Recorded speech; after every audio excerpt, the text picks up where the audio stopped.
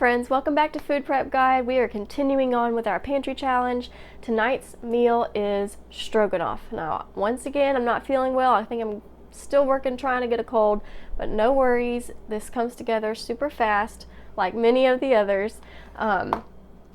We are going to be making ours with cubed venison that we canned up a couple months ago, but you can certainly make this with ground beef or cubed beef, like beef cubes. Okay, I've got a pot of water over here just off camera boiling. It's just got a pinch of salt in it. That's going to be for our pasta. First, we are going to brown some onions and mushrooms in a little bit of butter. So let's get going on that.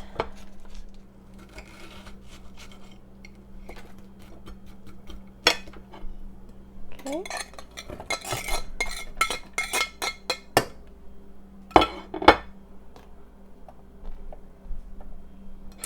Next, we're going to add our mushrooms. We're going to drain them first. Ooh, those onions are getting to my eyes. I like to chop up, oh, those onions. I like to chop up the mushrooms smaller than the way that they come in the can. I like to use dehydrated mushrooms because I can prep a huge batch at one time, chop them up real small. And if I had some on hand, I would be able to, at this point, to just throw in a handful of mushrooms and be able to skip this prepping step. But I'm out of mushrooms and I need to prep some more, so I need to dehydrate some more. So that's going to be on my to-do list soon. Dehydrated mushrooms we keep on hand for this recipe and to throw into some cream of mushroom soup mix. I mentioned the other day that we'll be doing a video soon on cream of soup mixture that's a powder form. And the way that you make it, cream of celery, cream of mushroom, cream of chicken, is by adding in dehydrated chopped up celery, dehydrated chopped up mushrooms into the chicken bouillon.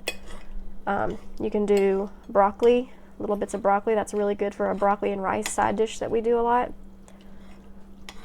Dehydrated foods are just so versatile, and when they're chopped up so small, they rehydrate in no time. It's not like you have to rehydrate it separately from your meal. You can just throw it right in the pot. And it's shelf stable.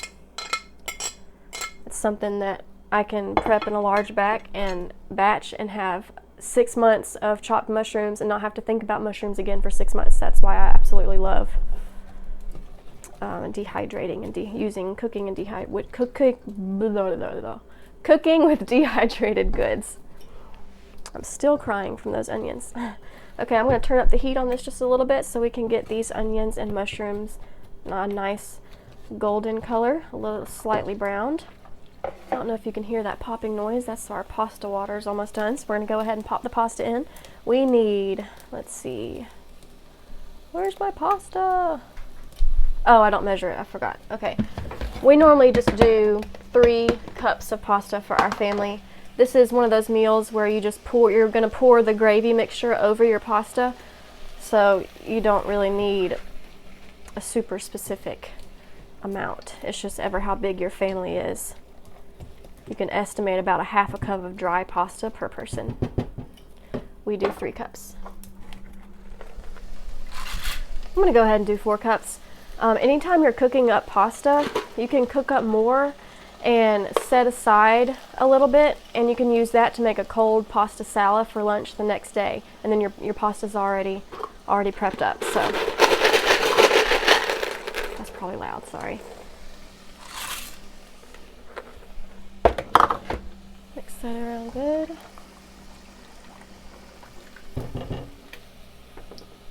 I always boil over the pasta. I never catch it in time, so I'm going to grab a wooden spoon real quick.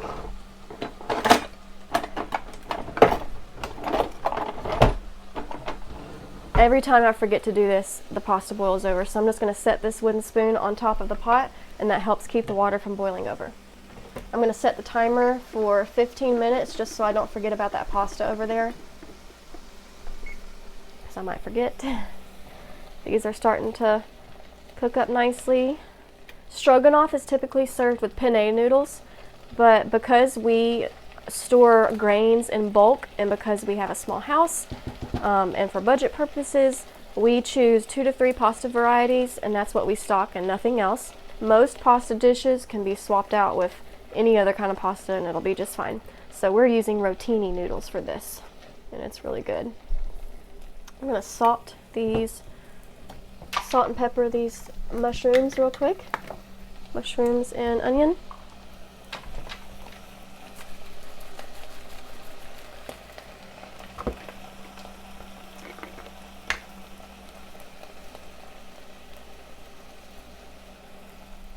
I'm just going to pour these out and set aside for a little bit. Let's set that aside. Now it's time to make our roux for the gravy for the stroganoff. So we need a 1/4 cup of butter. I can never remember how many that is. I think it's 4. Yeah, 1, 2, 3, 4. 4 tablespoons is 1/4 cup of butter. I'm going to let that melt. Into that we're going to add a 1/4 cup of flour. And our spices, which we're going to do garlic and paprika. Just about a 1/4 teaspoon of each. We do a heaping.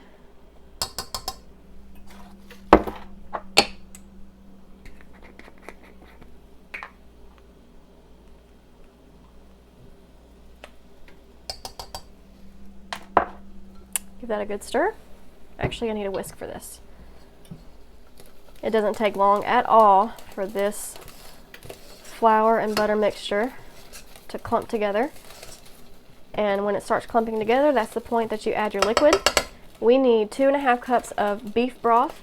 I am using beef broth powder. So for 2.5 cups, I need 5 teaspoons of beef broth powder. And to that, I'm going to add 2.5 cups of water. If you're using a carton of beef broth, it's just 2.5 cups of it. I'll grab my water, give that a good whisk.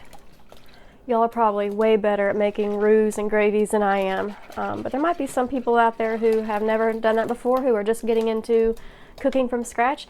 So when you are making a roux, you want to, once you add your liquid, it's basically equal parts butter and flour.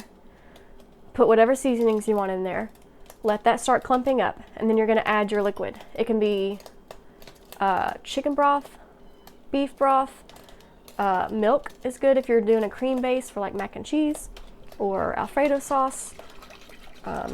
Really any kind of liquid will work. It just depends on what kind of dish you're making. But then you want to bring it to a boil, and once it's boiling, you want to stir it almost constantly until it starts thickening up. I'm watching my pot over there. It's about to boil over. But the spoon is stopping it. Hooray, spoon. Ugh. I don't know why I have such a hard time with pasta boiling over. Only when I forget the wooden spoon, though.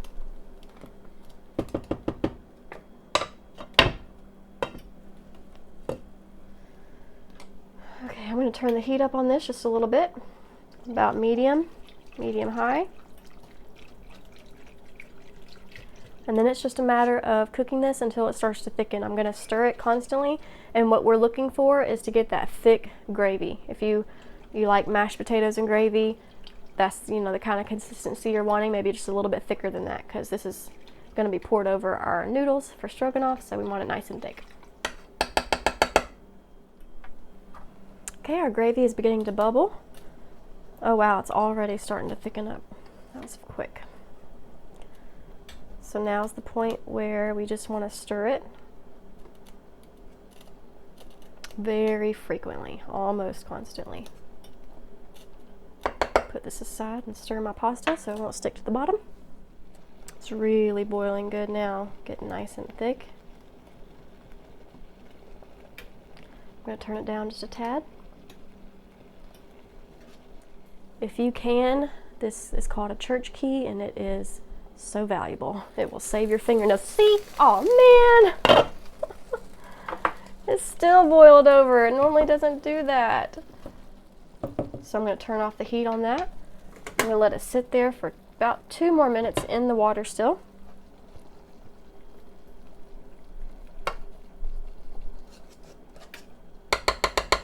Okay, at this point, the gravy is thickened up quite a bit. So we're going to add in our mushrooms and onions that we cooked earlier. And then you're going to add in whatever kind of beef that you're using. This is cubed venison. My son got his first deer this year. That was exciting. I've got to decide if I want to drain this meat or not. I really don't want to lose all that yummy juice that's been soaking on all that yummy venison this whole time, but I also don't want to thin out the beef gravy too much because it's really good, nice and thick in stroganoff. Oh, decisions. Oh, I think I'm gonna strain it. I don't want to make this gravy. I don't want to lose the thickness of this gravy. I could not strain it, put it in, and just boil it for longer and let the air evaporate, but my family's hungry, they've informed me, so don't want to take that extra time. I'm going to drain this real quick. Okay, there's all that yummy cubed venison. Stir that around really good. Break it up a little bit. Okay, I'm going to drain that pasta real quick. Be right back. My German Shepherd is jumping at the door, saying, "Let me in." So if you hear a weird scratching noise, that's what it is. So I strained the pasta and I put it back in this big bowl, and now we're just going to, let me whisk it one more time, see if we're at a good thickness. And we are. Now, right before you add your gravy to your pasta, we're going to mix in some Worcestershire sauce. This stuff. Oh goodness. Okay, a tablespoon. We're going to do a tablespoon of this W sauce into our gravy. I usually do a little bit more because it's really good. If you don't know, this stuff is actually shelf stable. Now, if it's in the fridge when you buy it, you can't take it home and put it on the shelf. But we stock this in a 1 gallon container that is bought direct from the company, and it is shelf stable when they ship it to you, and it's shelf stable even after you open it. A lot of people don't realize that this stuff is shelf stable, so you can stock it in bulk. If you make a lot of your own gravies, a lot of your own sauces, this is a really good item to keep on hand. Mix that around really good. Oh, this is looking so good. I think if you can see that. Yummy. Okay, now I'm going to turn this off. Bring the pasta over, being careful not to set it on that hot eye. We're going to pour this gravy into the pasta bowl. And then the very last step is to add 2 cups of sour cream. That's a whole 16-ounce container. And that's what creates the sauce. That's what adds creaminess to stroganoff. At this point, we're done cooking. It's just a matter of mixing this in really good. And then I usually let it sit for about 10 minutes before serving, just to let all those flavors kind of meld together. Now my dog's at the front door. She was at the back door. Now she's at the front.